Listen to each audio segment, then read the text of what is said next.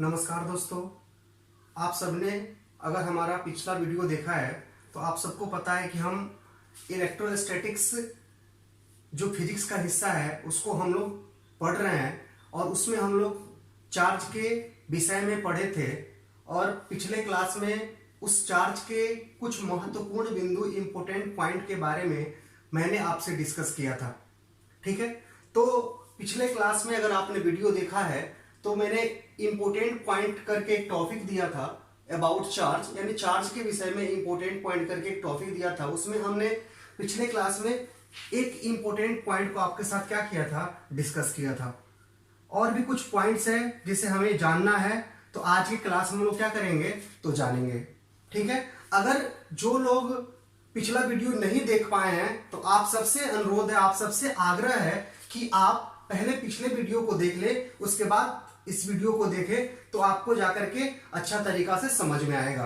और एक और बात, 1 मई से 11th के बच्चों के लिए अर्थात फर्स्ट ईयर के बच्चों के लिए भी मैं वीडियो बनाने वाला हूं।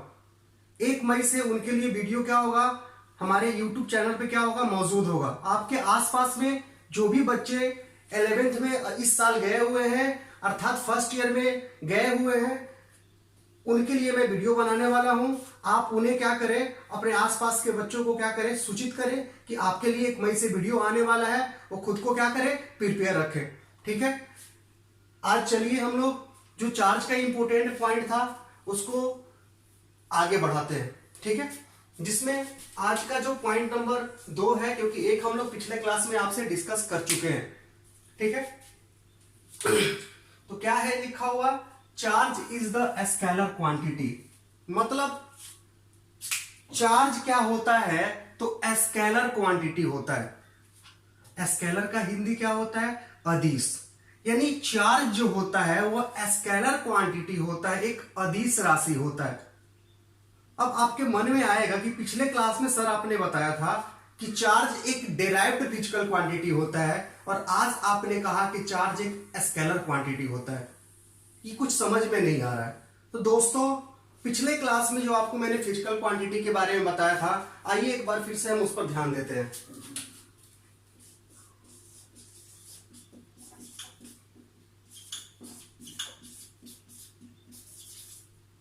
ये फिजिकल क्वांटिटी के बारे में मैंने आपसे पिछले क्लास में डिस्कस किया था और बताया था कि फिजिकल क्वांटिटी को जब डिपेंडेंसी के आधार पर बांटते हैं, डिपेंडेंसी के आधार पर यानी निर्भरता के आधार पर, ये फिजिकल क्वांटिटी जो है आपको मेनली 2 टाइप्स में बढ़ता है, मुख्यतः 2 भागों में बढ़ता है, जिनमें एक को हम फंडामेंटल और दूसरे को हम क्या कहते हैं तो डेराइव्ड कहते हैं। यानी एक को फंडामेंटल और बेसिक फिजिकल क्वांटिटी कहते हैं और दूसरे को हम डेराइव्ड फिजिकल क्वांटिटी कहते हैं। लेकिन दोस्तों, इसी फिजिकल क्वांटिटी को जब हम लोग डायरेक्शन के आधार पर बांटते हैं, दिशा के आधार पर बांटते हैं, तो इसके 3 प्रकार होते हैं। ठीक है, फिजिकल क्वांटिटी को डिपेंडेंसी के आधार पर तो फंडामेंटल और डेराइव्ड, जब इसको हम लोग डायरेक्शन के आधार पर, दिशा के आधार पर बांटते हैं, तो इसके 3 प्रकार होते हैं। इसमें एक होता है स्केलर क्वांटिटी, दूसरा होता है वेक्टर क्वांटिटी और तीसरा होता है टेंसर क्वांटिटी। तो कहिएगा सर, एक फिजिकल क्वांटिटी को कभी आप डिपेंडेंसी के आधार पर बांट रहे हैं, कभी आप डायरेक्शन के आधार पर बांट रहे हैं, ऐसा कैसे हो सकता है? तो मान लीजिए सपोज दैट कि मेरे क्लासरूम में 50 बच्चे स्टडी कर रहे हैं, 50 बच्चे क्लासरूम में पढ़ रहे हैं। सपोज कीजिए हमने कहा कि जिन बच्चों का हाइट जो है, ऊंचाई जो है 5 फीट से ऊंचा है, वो एक तरफ चले जाए, और जिनका हाइट क्या है 5 फीट से कम है वो दूसरी तरफ चला जाए। तो यहां हमारा 50 स्टूडेंट का जो संख्या है वो क्या होगा, 2 भागों में बढ़ जाएगा, क्योंकि 5 फीट से ऊपर वाले एक तरफ हो जाएंगे और ये 5 फीट से नीचे वाले दूसरी तरफ हो जाएंगे। तो यहां कितना ग्रुप बन गया, 2 ग्रुप बन गया। और मैं फिर बोला कि आप लोग क्या कीजिए, जिनका द्रव्यमान जो है, जिनका मास जो है 70 केजी से ज्यादा है वो एक तरफ खड़े हो जाएं, जिनका मास जो है 60 केजी से कम है वो दूसरे तरफ खड़े हो जाएं, और जिनका मास 60 और 70 केजी के बीच है वो तीसरे तरफ खड़ा हो जाए।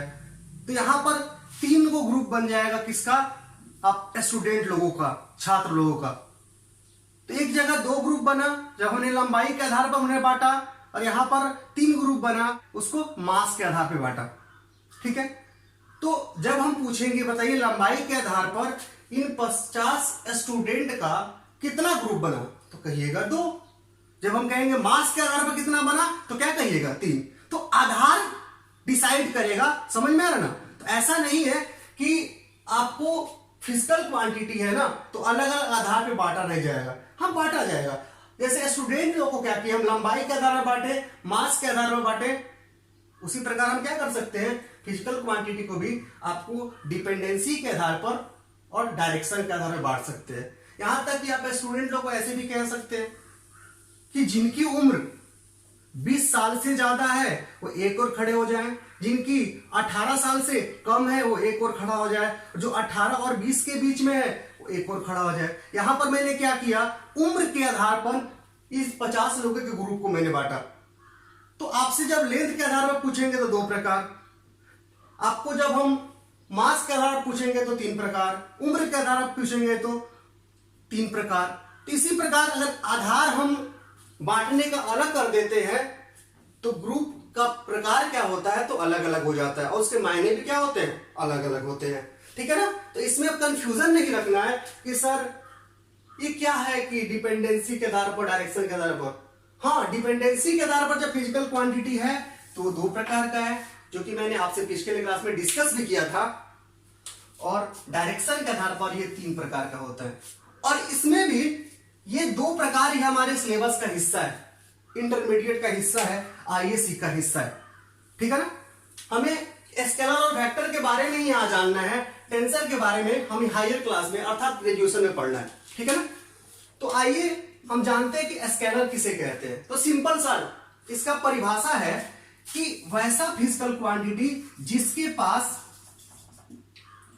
केवल मैग्नीट्यूड होता है, मैग्नीट्यूड का हिंदी होता है जी परिमाण,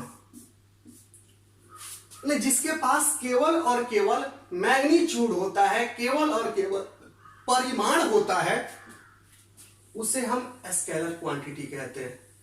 और स्केलर को डायरेक्शन की आवश्यकता नहीं पड़ती है। वेक्टर किसे कहते हैं,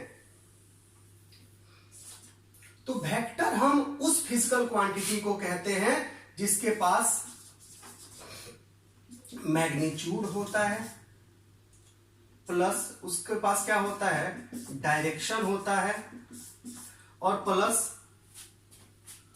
ये अगर पैरेललोग्राम लॉ ऑफ एडिशन या ट्राइंगल लॉ ऑफ एडिशन या कहिए कि वेक्टर लॉ ऑफ एडिशन का क्या करता है, पालन करता है।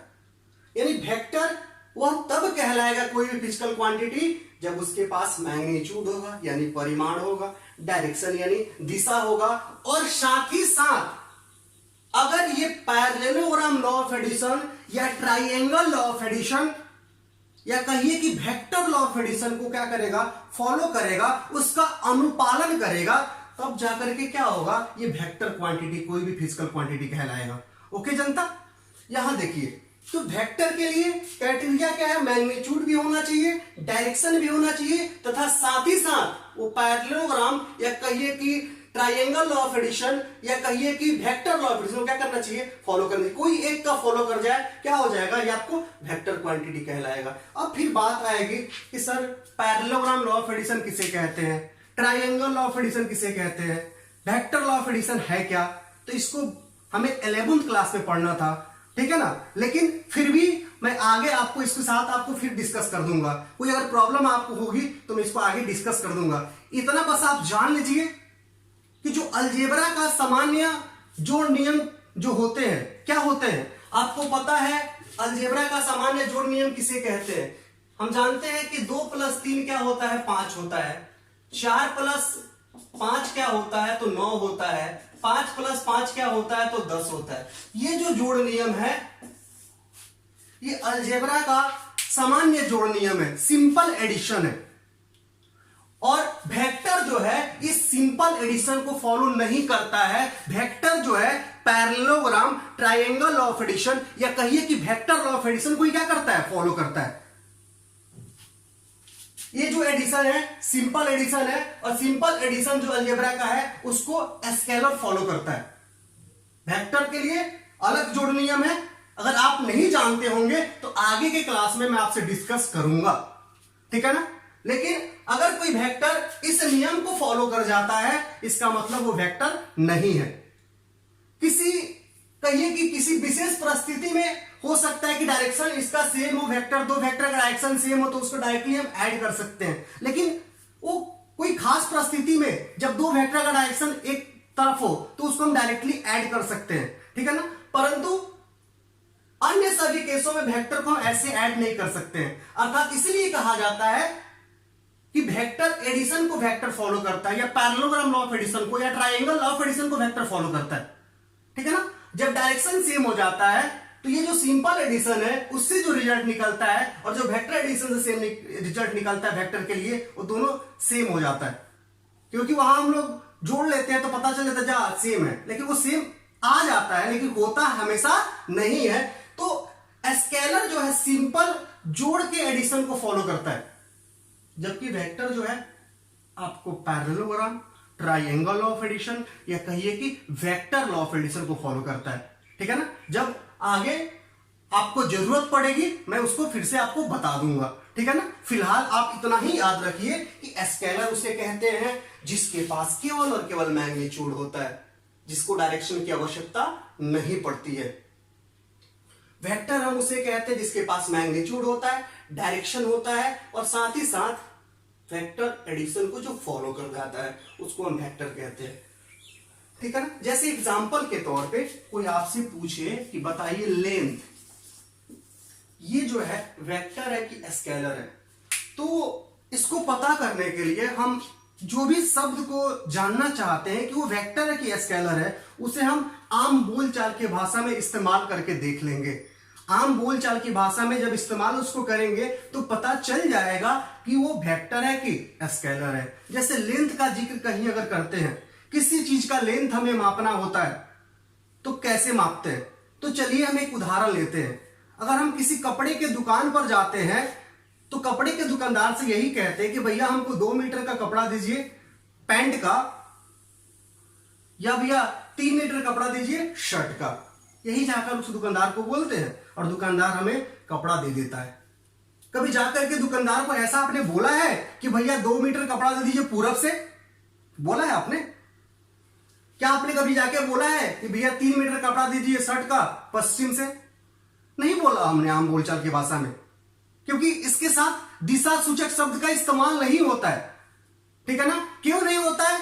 तो आप जाकर के उसको बोलो कि भैया 2 मीटर पूरब से कपड़ा दीजिए हमको पैंट का, तो ये पूरब से दे या पश्चिम से दे या उत्तर से या दक्षिण से दे, मैटर वो नहीं है। मैटर क्या है? क्या वो बदल जाएगा?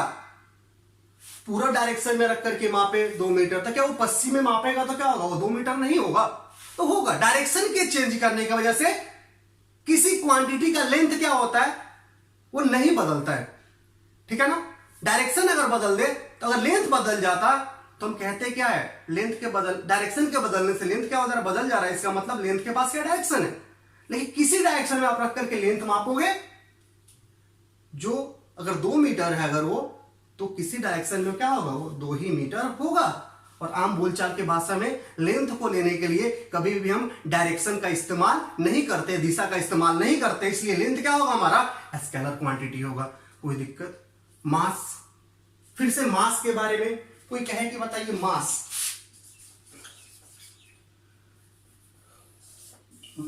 स्केलर है कि वेक्टर है? तो फिर वही बात, किसी किराने के स्टोर पे जाइए, क्या कहते हैं कि भैया 2 केजी चावल दे दीजिए, 3 केजी दाल दे दीजिए। क्या वहां डायरेक्शन का इस्तेमाल आप करते हैं मास लेते समय? आप चावल ले रहे हैं, दाल ले रहे हैं, वहां मास आप ले रहे हैं ना, चावल और दाल का।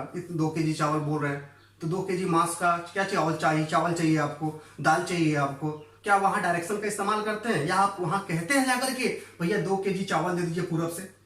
नहीं इस्तेमाल करते हैं हम बोलचाल की भाषा में, अर्थात इसके पास डायरेक्शन नहीं होता। ये भी क्या होगा, आपका स्केलर होगा। ठीक है ना। आगे टाइम। टाइम क्या है, वेक्टर है कि स्केलर है? फिर से हम बोलचाल की भाषा में इस्तेमाल करेंगे। हमसे कोई पूछा कि भैया कितना बज रहा है, तो हम कहेंगे कि 7 बज रहा है। कोई पूछा भैया कितना बज रहा है, तो 8 बज रहा है। क्या वो पूछता है हमसे कि भैया पूरब में कितना बज रहा है, बताइए? पूछता है कि भैया पश्चिम में कितना बज रहा है, बताइए? नहीं पूछता है। दिशा सूचक शब्द का इस्तेमाल वहां भी नहीं होता है टाइम के साथ। ठीक है ना। तो आपका टाइम भी क्या होगा, स्केलर क्वांटिटी होगा। और आप भी भूल के किससे मत पूछिएगा भैया पूरब में कितना बज रहा है, तो धपड़िया सकता है आपको, समझे? ठीक है ना। या कहेगा कि आप पागल हो गए हो, क्योंकि वहां डायरेक्शन का इस्तेमाल नहीं होता है, और डायरेक्शन का इस्तेमाल आप करोगे तो उसको अजीब सा लगेगा और कहेगा कि आप पागल हो गए हो। तो जहां पे डायरेक्शन का इस्तेमाल होगा वो पता चल जाएगा कि वो क्या है, स्केलर है। सॉरी, जहां पे डायरेक्शन का इस्तेमाल नहीं होगा वो पता चल जाएगा क्या, तो आपका स्केलर है। ओके, आम बोलचाल की भाषा में यूज करके उसको देख लेंगे। ठीक है। अब आते हैं और वेक्टर जिसके पास मैग्नीट्यूड भी हो डायरेक्शन भी हो। ठीक है ना। तो हमें क्या पढ़ना था कि चार्ज स्केलर होता है तो क्यों होता है। हमने तो बोल दिया कि चार्ज स्केलर क्वांटिटी होता है, तो अब क्यों होता है, इस सवाल का जवाब हमें ढूंढना पड़ेगा। तो आइए ढूंढते हैं। चूंकि पिछले क्लास में आपको मैंने चार्ज को डिफाइन किया था, चार्ज को परिभाषित किया था, और एक चार्ज का फॉर्मूला आपके सामने मैंने इलेक्ट्रिक करंट के रूप में रखा था। तो चार्ज बराबर मैंने बताया था कि इलेक्ट्रिक करंट और क्या होता है, वो टाइम का मल्टीप्लिकेशन होता है। कौन होता है, चार्ज। यानी अब इसको डिसाइड करना है कि स्केलर है कि वेक्टर। अगर डायरेक्टली इसको डिसाइड नहीं कर पाते हैं तो क्या करेंगे, हम इसको देखेंगे। ठीक है ना। तो टाइम तो हमें डिसाइड हो चुका है कि स्केलर है, लेकिन इलेक्ट्रिक करंट स्केलर है कि वेक्टर है, आइए इसको भी डिसाइड हम करते हैं। जब हम इलेक्ट्रिसिटी आपको पढ़ाएंगे तो वहां आपको बताया जाएगा कि अगर कोई भी तार है, कोई भी चालक है, कोई भी वायर है, तो उस वायर में अगर इलेक्ट्रॉन का प्रवाह, इलेक्ट्रॉन का फ्लो आपको इस डायरेक्शन से इस डायरेक्शन की तरफ होता है, और क्यों होता है आपको सारा डिस्कस हम करेंगे आगे। लेकिन अगर किसी वायर में इलेक्ट्रॉन का प्रवाह, इलेक्ट्रॉन का फ्लो इस डायरेक्शन से इस डायरेक्शन की तरफ होता है, तो वहां उस तार में करंट का जो फ्लो होता है वह इस डायरेक्शन से इस डायरेक्शन में होता है। मतलब किसी वायर में करंट के फ्लो का जो डायरेक्शन होता है वह इलेक्ट्रॉन के फ्लो के क्या होता है, ऑपोजिट होता है। यानी हम कह सकते हैं कि कोई भी तार है, उस तार में इलेक्ट्रॉन के फ्लो के यानी इलेक्ट्रॉन के प्रवाह के विपरीत दिशा में क्या होता है, तो इलेक्ट्रिक करंट का प्रवाह होता है, विद्युत धारा का प्रवाह होता है। मतलब इलेक्ट्रिक करंट को कहने के लिए हमें डायरेक्शन शब्द का इस्तेमाल हम यहां कर रहे हैं। यहां जब हम बोल रहे हैं इलेक्ट्रिक करंट का जो डायरेक्शन होता है वह किसी वायर में चार्ज के फ्लो के डायरेक्शन के अपोजिट होता है, इसका मतलब इलेक्ट्रिक करंट के साथ डायरेक्शन शब्द का इस्तेमाल हम यहां कर रहे हैं। और अगर कहें कि ये जो करंट है इसका जो वैल्यू है, जो ये फ्लो कर रहा है 2 एम्पियर है, 3 एम्पियर है, 10 एम्पियर है, तो ये 2 एम्पियर क्या है, करंट का मैग्नीट्यूड है। 3 एम्पियर क्या है, इसका मैग्नीट्यूड है, यानी वैल्यू है, यानी मान है। 10 एम्पियर क्या है, तो इसका मान है, यानी इसके पास मैग्नीट्यूड भी है। यानी देख पा रहे हैं कि इसके पास मैग्नीट्यूड भी है और इसका डायरेक्शन जो होता है वायर में इलेक्ट्रॉन के फ्लो के अपोजिट होता है, यानी मैग्नीट्यूड भी होता है, डायरेक्शन भी होता है। लेकिन मैग्नीट्यूड और डायरेक्शन होने के बावजूद भी इलेक्ट्रिक करंट जो होता है वो स्केलर क्वांटिटी होता है, वेक्टर क्वांटिटी नहीं होता है। क्यों नहीं होता है, तो वेक्टर कहलाने के लिए उसे पैरेललोग्राम लॉ ऑफ एडिशन को फॉलो करना चाहिए, ट्राइंगल लॉ ऑफ एडिशन को फॉलो करना चाहिए, या कहिए कि वेक्टर लॉ ऑफ एडिशन को फॉलो करना चाहिए, लेकिन इलेक्ट्रिक करंट ऐसा नहीं करता है। इलेक्ट्रिक करंट का जो एडिशन होता है वो सामान्य होता है, और सामान्य को कौन फॉलो करता है? तो स्केलर करता है। ठीक है ना? मतलब अगर कोई एक वायर हम लिए, उस दूसरे वायर से उसको कनेक्ट कर दिए, इसमें 2 एम्पियर का करंट फ्लो हो रहा है, इसमें 3 एम्पियर का, डायरेक्शन सेम है, और ये तीसरा वायर बन करके यहां से वो आगे बढ़ रहा है। यानी 2 वायर मिला और ये वायर का जो करंट है इस वायर में बह रहा है, तो इसमें करंट कितना होगा? तो इसमें करंट जो होगा वो सिंपल होता है, यानी 2 + 3 को हम डायरेक्टली जोड़ेंगे और क्या होगा? वो 5 एम्पियर होगा। ठीक है? यानी यहां जो हम इलेक्ट्रिक करंट का एडिशन कर रहे हैं वो सामान्य एडिशन कर रहे हैं। इसका मतलब सामान्य एडिशन को जो फॉलो करेगा वो स्केलर कहलाएगा। ठीक है ना?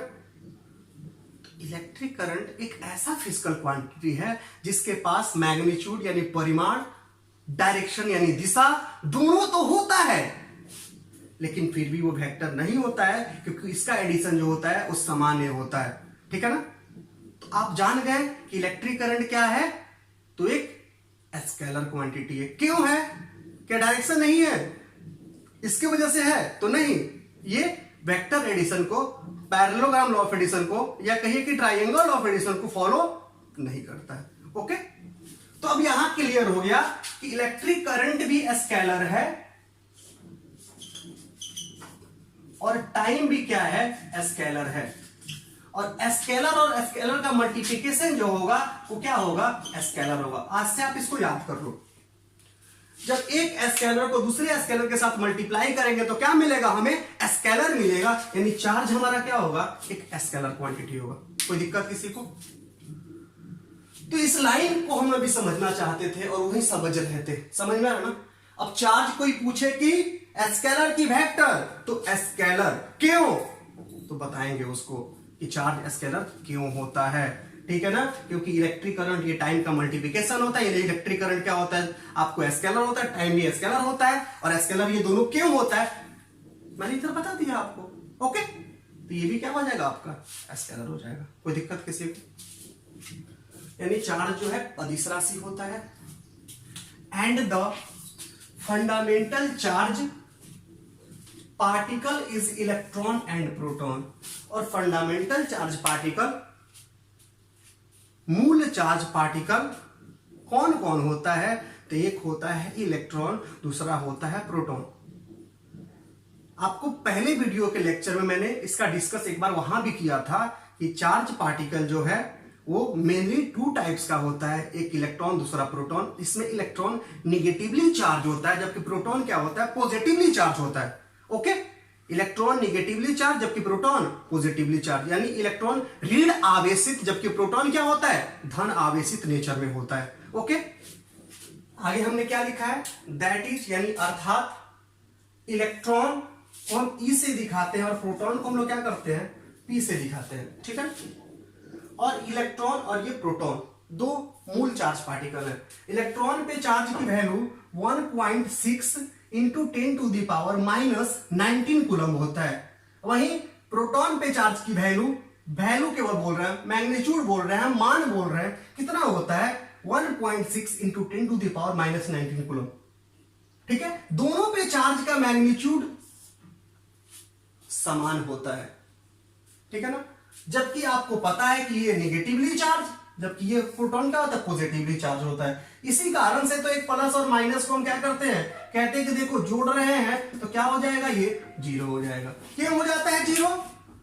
तो दोनों का नेचर तो अपोजिट है, लेकिन मान क्या है? दोनों का समान है। इसलिए यहां पर दोनों का एडिशन हम क्या लिख देते हैं कि प्लस और माइनस क्या हो जाएगा? तो 0 हो जाएगा। कोई दिक्कत? आगे देखिए। ठीक है?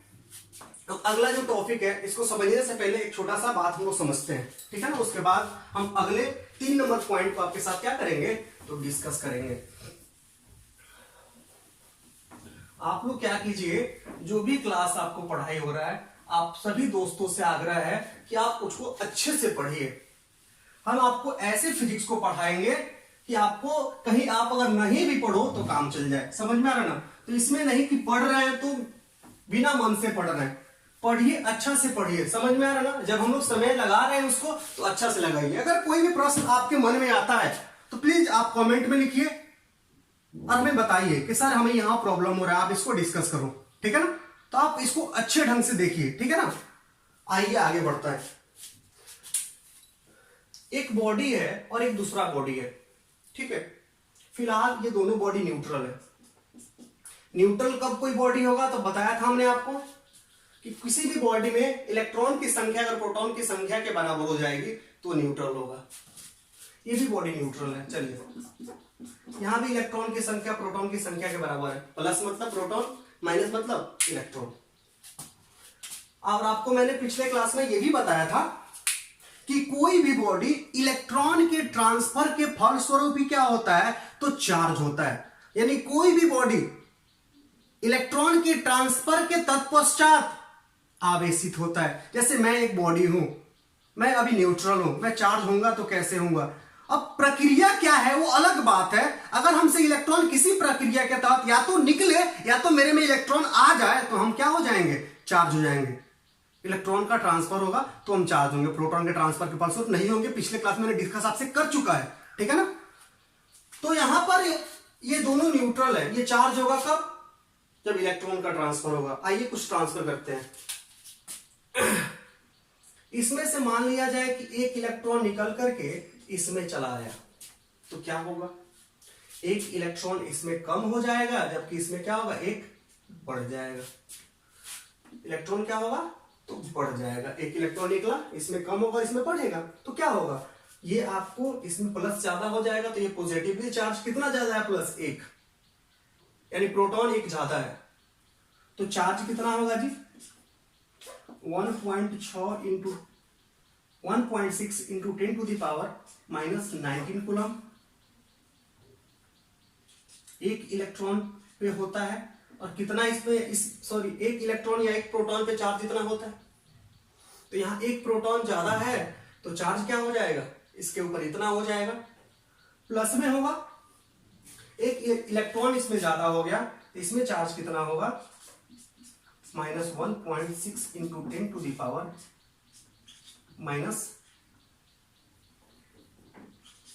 19 कूलम, ठीक है। अब क्या हुआ, एक और इलेक्ट्रॉन इसमें से निकल के इसमें चला गया, एक इलेक्ट्रॉन और कम हो गया और इसमें इलेक्ट्रॉन क्या होगा और बढ़ गया। तो अब इस पे चार्ज कितना होगा, तो एक प्रोटॉन की वजह से charge 1.6 into 10 to the power minus 19 coulomb into क्या बाबू, क्या करेंगे तो 2 करेंगे, क्योंकि 2 प्रोटॉन है, एक पर इतना और 2 है तो 2 से मल्टीप्लाई कर दिए। तो कितना हो जाएगा 3.2 into 10 to the power minus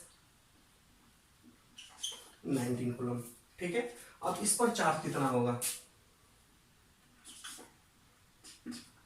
तो minus 1.6 into 10 to the power minus 19 coulomb एक पर मल्टीप्लाइड बाई 2, ठीक है ना।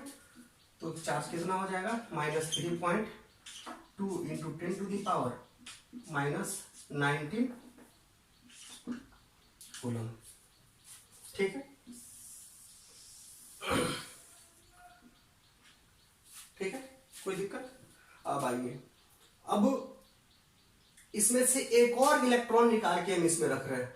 एक इलेक्ट्रॉन, एक इसका इलेक्ट्रॉन यहां से निकला तो इसका जो पेयर वाला प्लस होगा वो ये इसको ज्यादा हो जाएगा, ठीक है। तो अब इस पर चार्ज कितना होगा, आइए देखते हैं।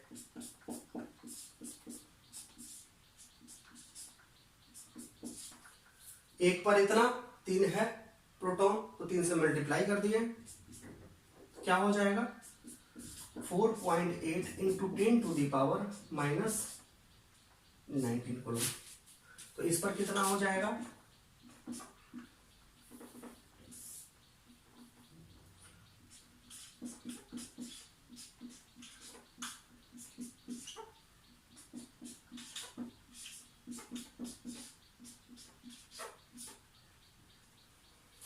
ठीक है।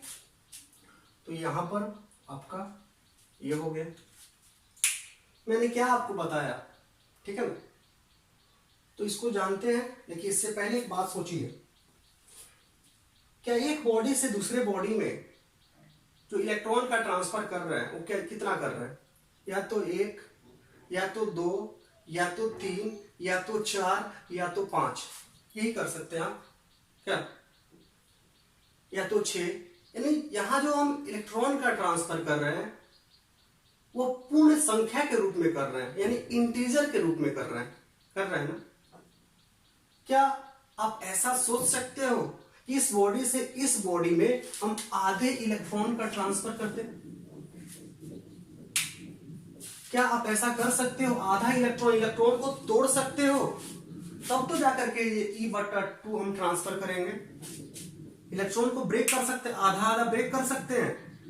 तो नहीं ब्रेक कर सकते हैं, ठीक है ना। या E/3 हम ट्रांसफर करें, क्या कर सकते हैं? तो नहीं, इलेक्ट्रॉन हम तोड़ नहीं सकते हैं, ठीक है ना। इलेक्ट्रॉन डिविजिबल नहीं है। इलेक्ट्रॉन का ट्रांसफर जब भी होगा वो इंटीजर के रूप में हो गया, पूर्ण संख्या के रूप में होगा। ओके, किसी किसी के मन में आएगा सर हमने क्वार्क्स पार्टिकल के बारे में सुना है, क्वार्क्स के बारे में सुना है सर, उस पे जो चार्ज जो होता है वो तो फ्रैक्शन के रूप में होता है। और दो तरह के क्वार्क्स होते हैं जिनमें एक पॉजिटिवली चार्ज होता है, दूसरा नेगेटिवली चार्ज होता है। तो सर नेगेटिवली चार्ज जब ट्रांसफर होना है तो क्या क्वार्क्स ट्रांसफर नहीं हो जाएगा? तो बच्चों क्वार्क्स जो है वो एटम के भीतर इलेक्ट्रॉन और प्रोटॉन के साथ वो जुड़ा रहता है, यानी इलेक्ट्रॉन का हिस्सा क्वार्क्स होता है, ठीक है ना। अब उसको तोड़ के बाहर नहीं निकाल सकते। प्रोटॉन का हिस्सा क्या होता है, आपको क्या होता है, क्वार्क्स होता है, ठीक है ना। वो अकेले नहीं रहता, उसके साथ जुड़ा रहता है, ठीक है ना। हाँ, हम जानते हैं कि क्वार्क्स हैव चार्ज, क्वार्क्स के पास चार्ज होता है 2e/3 एंड -e/2, यानी एक पॉजिटिवली नेचर का एक निगेटिव नेचर का, but they does not exist independently. यानी क्वार्क्स के पास दो नेचर का चार्ज होता है और वो फ्रैक्शन में होता है, बट क्वार्क्स जो है स्वतंत्र रूप से अकेले नहीं रहता है, जब भी वो रहता है इलेक्ट्रॉन और प्रोटॉन के साथ जुड़ा रहता है, समझे। तो यहां पर कभी भी फ्रैक्शन की बात आप नहीं करोगे, ठीक है ना, ठीक है ना। कभी भी फ्रैक्शन का बात यहां से जब ट्रांसफर की बात होगी कभी फ्रैक्शन के रूप में नहीं होगी, ठीक है ना। भले इलेक्ट्रॉन का एक छोटा सा अंश क्वार्क्स है, लेकिन उसको हम तोड़ के अलग नहीं कर सकते, क्योंकि आपका क्वार्क्स जो है वो स्वतंत्र रूप से आपको इंडिविजुअली वो इंडिपेंडेंटली नहीं रह सकता है, समझे। तो जब कभी भी ट्रांसफर होगा एक बॉडी से दूसरे बॉडी में इलेक्ट्रॉन का, तो वो इंटीजर के रूप में होगा, पूर्णांक संख्या के रूप में होगा।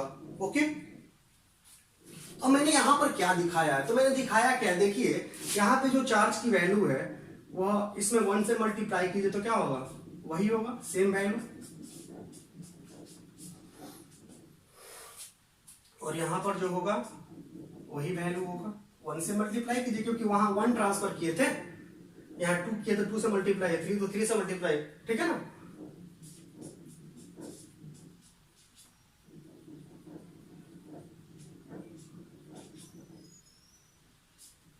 तो यहां जो देख रहे हैं इस बॉडी पे जो चार्ज का अमाउंट है वो इतना है, या तो इतना है, या तो इतना है। तो ये वैल्यू हमें कैसे मिल रहा है, तो यहां हम फिक्स वैल्यू, ये जो वैल्यू है यहां ये फिक्स है, ये जो वैल्यू यहां ये फिक्स है, ये जो वैल्यू यहां है फिक्स है। चार्ज का वैल्यू ये इतना मिला, फिर इतना मिला, फिर इतना मिला इस बॉडी के ऊपर, तो ये वैल्यू फिक्स है। इस फिक्स वैल्यू में यहां 1 मैंने मल्टीप्लाई किया तो ये आया, 2 मल्टीप्लाई किया तो ये आया, 3 मल्टीप्लाई किया तो ये आया, यानी इंटीजर 1 2 3 4 5 6 7 ये इंटीजर है, पूर्ण संख्या है। यानी पूर्ण संख्या को, इंटीजर को जब हम फिक्स वैल्यू जो है ये इसमें मल्टीप्लाई कर रहे हैं तो किसी बॉडी पे चार्ज का अमाउंट हमें मिल जा रहा है।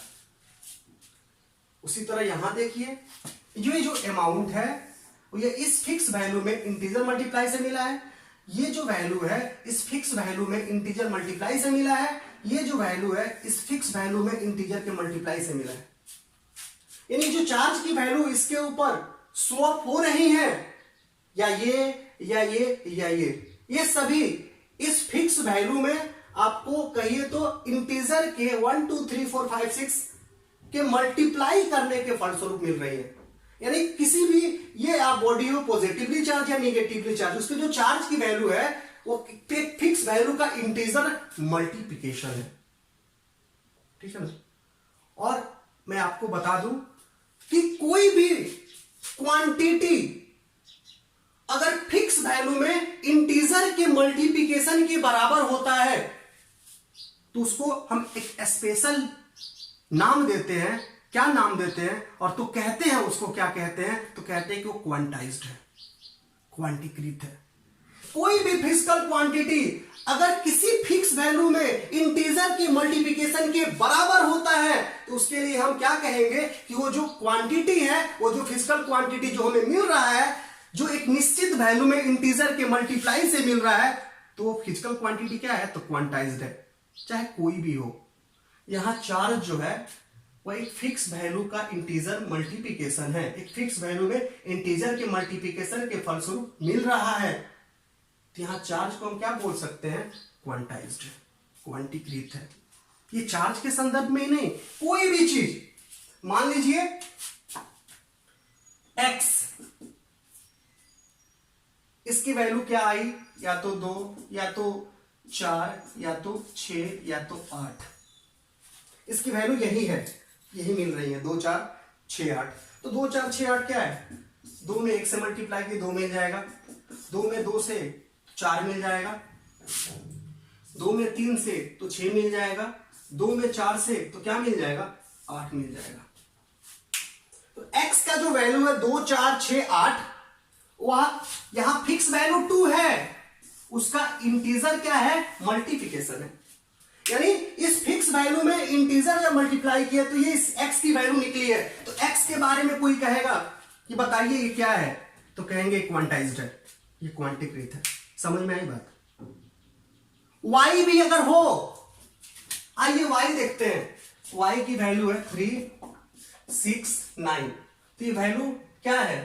तो 3 इंटू 1, 3 इंटू 2, 3 इंटू 3, यानी फिक्स वैल्यू में इंटीजर मल्टीप्लाई करने से y प्राप्त हो रहा है। तो किसी भी फिक्स वैल्यू में इंटीजर मल्टीप्लाई करने से कोई भी चीज प्राप्त हो, चाहे x y चाहे z, वो क्या होगा? क्वांटाइज्ड होगा। समझ में आ रहा ना?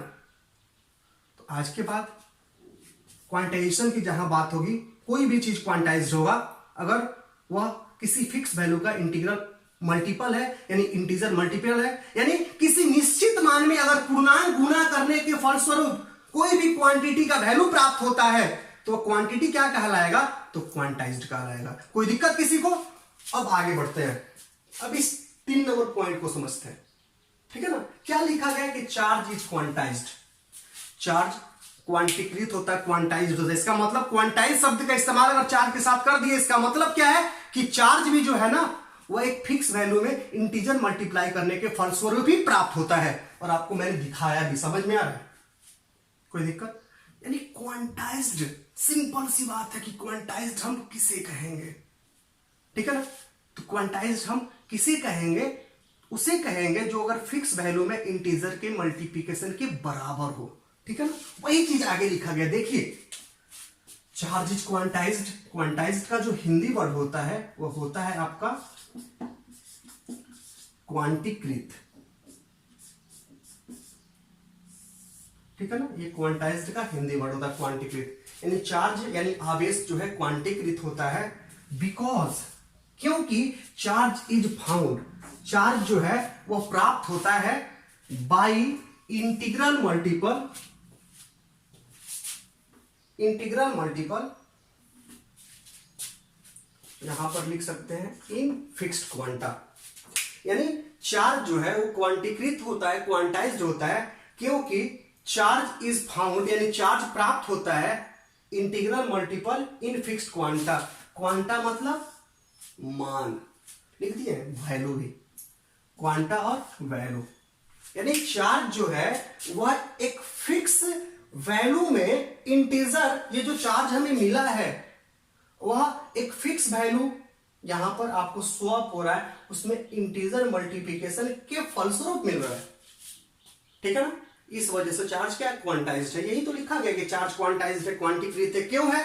क्योंकि चार्ज इज फाउंड, चार्ज जो है जो प्राप्त होता है किसी बॉडी के ऊपर बाय इंटीग्रल मल्टीपल, यानी पूर्णांक के गुना करने के फलस्वरूप किसके अंदर, तो किसी फिक्स क्वांटा यानी किसी फिक्स वैल्यू या फिक्स मान के अंदर, ठीक है ना। तो चार्ज जो है किसी फिक्स मान में इंटीजर यानी पूर्णांक गुना करने के फलस्वरूप ही प्राप्त होता है किसी बॉडी के ऊपर। इसी वजह से चार्ज क्या होता है, तो क्वांटाइज्ड होता है, ठीक है ना।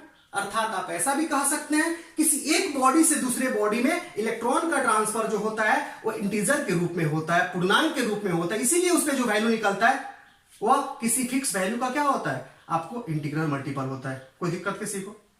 मतलब आपसे आज के बाद कोई भी पूछे, कोई भी एग्जाम में क्वेश्चंस आए कि चार्ज क्वांटाइज्ड क्यों होता है, तो कहेंगे charge is quantized because charge is found by integral multiple in fixed quanta, यानी चार्ज जो होता है वह क्वांटीकृत होता है क्योंकि चार्ज जो है वो किसी फिक्स वैल्यू में, किसी निश्चित मान में पूर्णांक के गुणनफल के फलस्वरूप प्राप्त होता है। यानी किसी बॉडी पे जो चार्ज होता है वो फिक्स वैल्यू का इंटीग्रल मल्टीपल होता है, यानी पूर्णांक क्या होता है, गुणनफल होता है, ठीक है ना। या आपसे कोई ऐसा भी पूछ देगा what do you mean by quantization of charge, यानी चार्ज के क्वांटाइजेशन से आप क्या समझते हो, तुम क्या बोलेंगे कि चार्ज के क्वांटाइजेशन से, चार्ज के क्वांटीकृत से हम यह समझते हैं कि चार्ज जो है किसी फिक्स वैल्यू का क्या होता है, इंटीग्रल मल्टीपल होता है, किसी निश्चित मान का क्या होता है, पूर्णांक गुणनफल होता है, ठीक है ना। कोई दिक्कत? तो यही है चार्ज का क्वांटीकरण का सिद्धांत, ठीक है ना। तो यही है कि चार्ज क्वांटीकृत होता है तो क्यों होता है, ओके। तो मैंने यहां क्या लिखा, आगे बढ़ते हैं। The quanta in which integer is multiplied, जो क्वांटा है, जो वैल्यू है जिसमें हम इंटीजर मल्टीप्लाइड कर रहे हैं, उसके बारे में जिक्र किया गया है। फॉर फाइंडिंग चार्ज, यानी चार्ज को प्राप्त करने के लिए जिस क्वांटा में हम ये क्वांटा है हमारा, यही है ना, देखिए ये है, इस क्वांटा में हम लोग इंटीजर को मल्टीप्लाई कर रहे हैं चार्ज को प्राप्त करने के लिए। The quanta in which integer is multiplied for finding charge, यानी वैसी क्वांटा, वैसा वैल्यू जिसमें हम लोग चार्ज को प्राप्त करने के लिए इंटीजर मल्टीप्लाई करते हैं, is known as electric charge. उसे हम क्या कहते हैं, इलेक्ट्रिक चार्ज कहते हैं। तो ये जो क्वांटा है इसको हम इलेक्ट्रिक चार्ज कहते हैं। इलेक्ट्रिक चार्ज को भी हम क्या करते हैं, ई से डिनोट करते हैं। इलेक्ट्रिक चार्ज को क्या करते हैं, ई से डिनोट करते हैं। तो कहेगा सर इलेक्ट्रॉन को भी ई से, इलेक्ट्रिक चार्ज को भी ई से। हाँ, इलेक्ट्रॉन को भी ई से डिनोट करते हैं, लेकिन इलेक्ट्रॉन के साथ यहां निगेटिव चिन्ह का इस्तेमाल करेंगे क्योंकि ये निगेटिवली चार्ज होता है। लेकिन इलेक्ट्रिक चार्ज के साथ हम केवल ई लिखेंगे। यहां ई जो है वो इलेक्ट्रिक चार्ज है, ये एक फिक्स वैल्यू है, ये केवल पॉजिटिव होगा, ये नेगेटिव नहीं होगा। जैसे इलेक्ट्रॉन नेगेटिव होता है तो इलेक्ट्रॉन है इसलिए नेगेटिव लगाएंगे इसके वैल्यू के साथ, लेकिन इसके साथ क्या करेंगे, ये हम हमेशा पॉजिटिव लिखेंगे क्योंकि ये इलेक्ट्रिक चार्ज है, ठीक है ना। जिस फिक्स वैल्यू में इंटीजर मल्टीप्लाइड कर रहे हैं उस फिक्स वैल्यू को हम क्या कहते हैं, इलेक्ट्रिक चार्ज कहते हैं। इसको ई कहेंगे और ये इंटीजर है तो इसको एन से डिनोट करते हैं। तो क्या बन जाएगा यहां पर, ई इंटू एन, या कहिए कि एन इंटू ई, यानी ये जो क्यू है वो या तो एन के बराबर कहिए या तो एन ई के बराबर कहिए, ये आपको मिलेगा, ठीक है ना। दैट इज क्यू बराबर एन ई, यानी क्यू क्या होता है, हमेशा एन ई के रूप में ही होता है किसी बॉडी के ऊपर। ई क्या है, एक फिक्स वैल्यू है, एन क्या है, इंटीजर है, वो दोनों ये फिक्स वैल्यू में इंटीजर को मल्टीप्लाई करेंगे तो चार्ज मिल रहा है, ठीक है ना। यहाँ चार्ज क्या है, क्वांटाइज्ड है, इसी वजह से क्वांटाइज्ड है क्योंकि यह एक फिक्स वैल्यू में इंटीजर के मल्टीप्लाई करने से प्राप्त हो रहा है, ठीक है ना। तो हमेशा Q जो होगा वो NE के रूप में होगा। यहाँ N की वैल्यू या तो 0 हो सकती है, या तो ±1 हो सकती है, या तो ±2 हो सकती है, ±3 हो सकती है, +4, और आगे ऐसे ही आप बढ़ सकते हो, ठीक है ना। कहोगे सर n का वैल्यू 0 का मतलब क्या है, n का वैल्यू आप 0 रखोगे तो 0 इंटू ई क्या होगा, 0, यानी Q का मान 0 आ रहा है, यानी किसी बॉडी पे Q का मान 0 है, इसका मतलब क्या है 2 + 2 - यानी इस पर चार्ज Q का वैल्यू टोटल क्या होगा 0, यानी किसी बॉडी के ऊपर चार्ज की वैल्यू क्या है, अगर 0 है वो बॉडी हमारा क्या होगा, तो न्यूट्रल होगा। अगर n की वैल्यू हम +1 लेते हैं तो 1 इंटू ई, यानी ई की वैल्यू जो आपको पता है 1 से मल्टीप्लाई कीजिए तो क्या मिलेगा, इतना ही मिलेगा। तो किसी बॉडी पर अगर वो इतना चार्ज की वैल्यू है, इसका मतलब क्या, ये प्लस है, यानी उस पर वो पॉजिटिवली चार्ज है, यानी पॉजिटिवली चार्ज है उसमें, अर्थात उससे इलेक्ट्रॉन क्या हुआ, निकला हुआ है। -1 रखिए तो क्या हो जाएगा, आपको माइनस जब 1 रखेंगे तो -1 से मल्टीप्लाई कीजिए तो क्या हो जाएगा, -1.6 इंटू 10 की पावर -19 कूलम, ठीक है ना। तो ये माइनस में चार्ज की वैल्यू हो जाएगी जब इंटीजर माइनस होगा तो, अर्थात वो जिस बॉडी पे चार्ज है वो कैसा चार्ज है, पॉजिटिवली नेचर का कि निगेटिव नेचर का, तो निगेटिवली नेचर का, यानी बॉडी क्या है, निगेटिवली चार्ज होगा, ठीक है ना। यानी प्लस इंटीजर मल्टीप्लाई करेंगे तो पॉजिटिवली चार्ज, जो चार्ज की वैल्यू आएगी, यानी बॉडी पॉजिटिवली होगा, चार्ज होगा। अगर इंटीजर मल्टीप्लाई, जो नेगेटिव इंटीजर मल्टीप्लाई करेंगे तो वहां पे चार्ज की वैल्यू किसी बॉडी पे नेगेटिव आएगी, यानी वो क्या होगा, निगेटिवली चार्ज होगा। कोई दिक्कत किसी को, ठीक है। तो अगर n की वैल्यू 0 तो बॉडी न्यूट्रल है, n का इंटीजर अगर पॉजिटिव होगा तो चार्ज की वैल्यू पॉजिटिव आएगी किसी बॉडी पर, यानी वो पॉजिटिवली चार्ज होगा। n की वैल्यू अगर नेगेटिव होगी तो किसी बॉडी पे जो चार्ज की वैल्यू क्या होगी, नेगेटिव आएगी, यानी वो नेगेटिवली चार्ज होगा। नेगेटिव चार्ज का मतलब क्या है, इलेक्ट्रॉन वो लॉस किया है कि गेन किया है, तो इलेक्ट्रॉन गेन किया है, इसी वजह से उस पर क्या है, नेगेटिवली चार्ज आया हुआ है। नेगेटिवली चार्ज का मतलब इलेक्ट्रॉन का गेन, पॉजिटिव होते इलेक्ट्रॉन का लॉस। कोई दिक्कत किसी, आगे बढ़ता हूं मैं। Where Q is equal to charge on body, यानी Q क्या है, किसी बॉडी पे चार्ज है, एंड E क्या है, तो इलेक्ट्रिक चार्ज है, और E क्या है आपका, इलेक्ट्रिक चार्ज है। कोई दिक्कत, यहां लिखा गया है और known as electric charge and its value is equal to इतना, यानी इलेक्ट्रिक चार्ज की वैल्यू क्या होती है, आपको इतना होती है। तो यहाँ Q बराबर NE हम हमेशा याद कर रखेंगे, समझ में आ रहा ना, क्योंकि किसी बॉडी पे चार्ज जो होगा वो Q बराबर NE के रूप में ही होगा। तो यहाँ जो लास्ट में लाइन लिखा हुआ है, आपको मैंने पहले समझाया है कि क्वार्क्स के पास पॉजिटिवली और नेगेटिव नेचर के चार्ज तो होते हैं, लेकिन ये आपको स्वतंत्र रूप से एग्जिस्ट नहीं करता है कहीं पर भी, ओके। तो आज हमने आपके सामने 2 इंपॉर्टेंट पॉइंट और डिस्कस किया। तो क्या हो गया, पिछले क्लास में 1 और आज 2, 3, ठीक है ना। कुछ एग्जाम्पल के तौर पे हम क्वेश्चन समझते हैं, 1-2 एग्जाम्पल के तौर पे क्वेश्चन समझते हैं।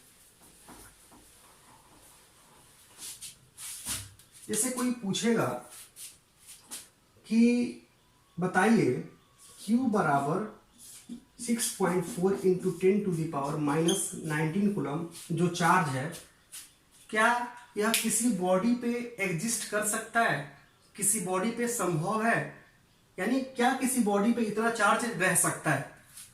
तो आपसे पूछा जा रहा है कि एक बॉडी है, क्या इस बॉडी पे इतना चार्ज रह सकता है, पूछा जाएगा।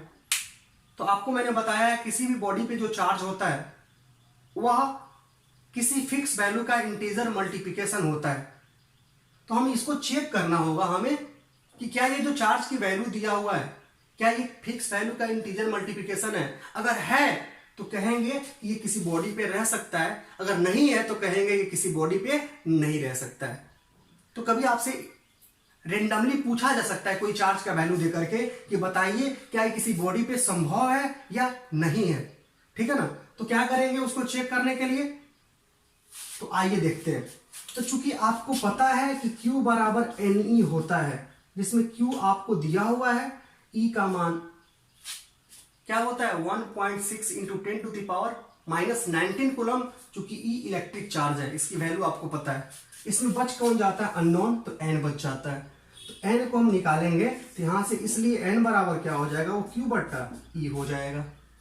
यहां पर Q की वैल्यू कितनी है 6.4 into 10 to the power -19 coulomb divided by 1.6 into 10 the power -19 coulomb, यानी 6.4 गुना 10 के पावर -19 कूलम भागा 1.6 गुना 10 के पावर -19 कूलम। आइए इसको सॉल्व करते हैं। कूलम से कूलम कट जाएगा, 10 का पावर -19, 10 का पावर ऐसे कट जाएगा, दशमलव उठाइए, दशमलव उठ जाएगा दोनों तरफ से ऊपर नीचे, 16 एकम 16, 16 चौका तो 64, यानी यहां जो n का वैल्यू आया 4 आया। क्या 4 इंटीजर है? बताइए, 4 इंटीजर है। तो जब इंटीजर है तो हमको पता है कि q बराबर एन में n इंटीजर है और ये n का वैल्यू इंटीजर आ गया, अर्थात ये जो q की वैल्यू है हमेशा n के रूप में होती है, तो ये वैल्यू भी क्या है, q बराबर n के रूप में है, क्योंकि n का वैल्यू यहाँ क्या आ गया, इंटीजर आ गया, अर्थात ये किसी बॉडी पे क्या होगा, रह जाएगा, यानी किसी बॉडी पे ये संभव है। कोई दिक्कत? आगे बढ़िए। मान लीजिए q का वैल्यू आपको दे दे 3.2 into 10 to the power -19 coulomb, क्या किसी बॉडी पे रहेगा? तो आइए देख लेते हैं। फिर से वही कहानी हमको करना है, इसको चेक करना है कि किसी बॉडी पे संभव है या नहीं है, ठीक है ना।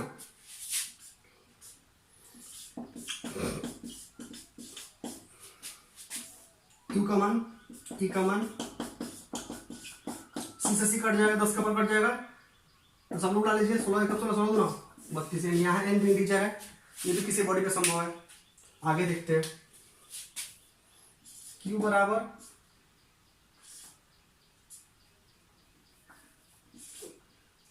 8 गुने 10 के पावर -20 कूलम, क्या है किसी बॉडी पे संभव है या नहीं है? तो फिर से देखेंगे। तो कुछ नहीं करना है, Q का वैल्यू दिया रहेगा, ये पता करना है कि संभव है या नहीं है किसी बॉडी के ऊपर। तो रखिए Q का मान और इसमें E से डिवाइड कीजिए, E का वैल्यू आपको पता है, तो C से C कट जाएगा, दशमलव उड़ाइए यहां से, तो ऊपर जाएगा तो क्या होगा, ऊपर 80 और नीचे 16, ठीक है ना। और यहाँ 10 का पावर नीचे में -19 है, ऊपर में क्या है, -20 है, तो -19 10 का पावर -19 ऊपर से कट जाएगा था, नीचे ऊपर क्या बच जाएगा आपको, 10 का पावर -1, क्योंकि यहाँ ज्यादा था, ठीक है ना। तो 10 का पावर -1 ऊपर बच जाएगा, तो इसको आप आगे लेके चलिए, ये क्या हो जाएगा 8/16, सॉरी 80/16, इसको काट लीजिए तो क्या हो जाएगा 16 25 80, यानी 5 गुने 10 के पावर -1, यानी 5/10 का पावर +1, यानी 5/10, यानी 0.5। यहां जो n का वैल्यू आया वो क्या आया, 0.5 आया। तो क्या ये किसी बॉडी पे संभव है? तो नहीं है। संभव तभी होगा जब n का वैल्यू क्या निकलेगा, इंटीजर निकलेगा। अगर इंटीजर नहीं निकल रहा है तो किसी बॉडी पे संभव नहीं है। कोई दिक्कत? अगर आपसे कोई पूछे, एक और क्वेश्चन मैं आपसे करता हूं,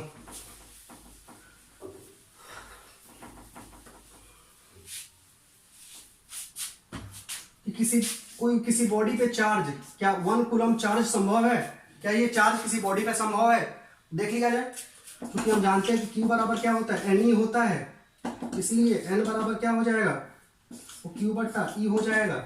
Q 1 coulomb, E 1.6 into the power -19 coulomb. अच्छा, C से C काट लीजिए, दशमलव उड़ाइए, तो क्या होगा 10/16 और मल्टीप्लाइड बाई ऊपर जाएगा ये 10 का पावर क्या हो जाएगा +19, ठीक है। तो 10/16 हम देखेंगे तो कहेंगे यार ये कटेगा थोड़ी, इंटीजर आएगा, इसको काटेंगे तो इंटीजर थोड़ी आएगा। तो जब नहीं आएगा तो ये क्या होगा, n का वैल्यू इंटीजर नहीं होगा, तो ये किसी बॉडी पे संभव नहीं होगा।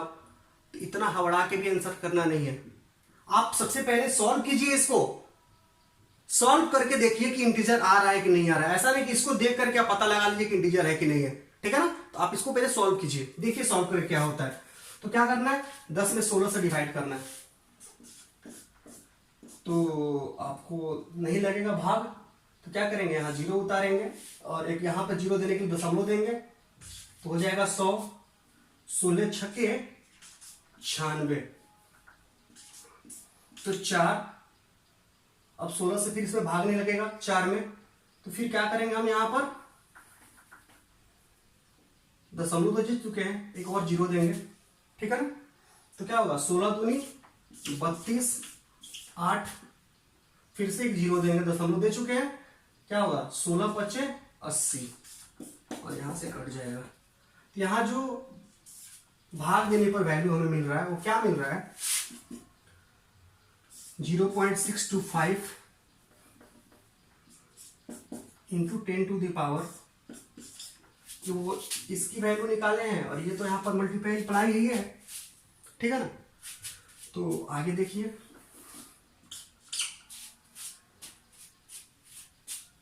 अब यहाँ 10 का पावर 19 है, 10 का पावर 1 का मतलब 10, 10 का पावर 2 का मतलब 100, 10 का पावर 3 का मतलब क्या 1000, 10 का पावर 4 का मतलब 1 पर 4 जीरो। तो 10 यहां पर अगर 0.1 कुछ होता है, इसको इंटीजर बनाना है तो 10 से मल्टीप्लाई कीजिए, क्या हो जाएगा 1 हो जाएगा। 0.01 में 100 से मल्टीप्लाई कीजिए तो क्या हो जाएगा, ये 1 हो जाएगा। यानी यहां पे दशमलव को अगर पूर्ण अंक में बदलना है तो यहां हम लोग अगर कुछ मल्टीप्लाई करें तो हो सकता है। तो इसमें देखिएगा दशमलव के बाद 3 अंक है, अगर हम इसमें 1000 से मल्टीप्लाई कर दें,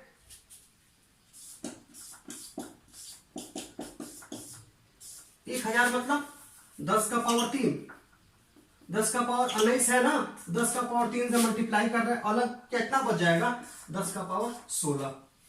तो यहां क्या हो जाएगा आपका, ये 625 हो जाएगा, मल्टीप्लाई करके देखिए, ठीक है ना, और मल्टीप्लाइड में 10 का पावर 16। अब आप डिसाइड करिए क्या ये यहां n इंटीजर है कि नहीं है। तो आप देखिएगा कि ये इंटीजर है, हाँ ये बहुत बड़ा इंटीजर है, लेकिन इंटीजर है। अब ऐसा नहीं है कि इसको देख के हम डिसाइड कर लेंगे कि इंटीजर है कि नहीं है, पहले इसको पूरा सॉल्व करिएगा, ठीक है ना। तो सॉल्व करने के बाद क्या मिल रहा है, ये इंटीजर मिल रहा है और बहुत बड़ा इंटीजर है, तो इंटीजर है ना जी। यहां n इंटीजर है, इसलिए यहां q बराबर 1 कूलम जो है वो किसी बॉडी पे क्या है, चार्ज संभव है, ठीक है ना। तो अगर हमें पता करना होता है कि किसी बॉडी पे चार्ज ये संभव है कि नहीं है, तो इसको हम क्या कर सकते हैं, इस तरह से पता कर सकते हैं। दोस्तों आज की क्लास के लिए इतना ही, अगले क्लास को हम आपको फिर लेकर के आपके बीच आएंगे, अल्टरनेट अभी क्लास आपके बीच आएगा, ठीक है ना। और आपसे पुनः आग्रह है कि जो भी आपके आसपास में 11th क्लास में बच्चे जा रहे हैं या मैट्रिक एग्जाम देकर के अभी क्लास घर पे बच्चे बैठे हुए हैं, वो क्लास नहीं कर पा रहे हैं, आप उन्हें सूचित करें कि 1 मई से उनके लिए भी क्या होगा, हम वीडियो बनाएंगे। 1 मई से उनका क्लास शुरू ही हो जाएगा, ठीक है ना। हमारे YouTube चैनल पर उनका वीडियो आपको मिल जाएगा, ठीक है ना। और आप सबसे आग्रह है कि प्लीज आप इसको अच्छे से देखिए, जहां भी डाउट हो रहा है उसको कमेंट बॉक्स में आप लिखिए और मैं उसको आपको क्या करूंगा, रिप्लाई करूंगा, उसको मेंशन करूंगा आने वाले वीडियो में, ठीक है ना। आज के लिए इतना ही।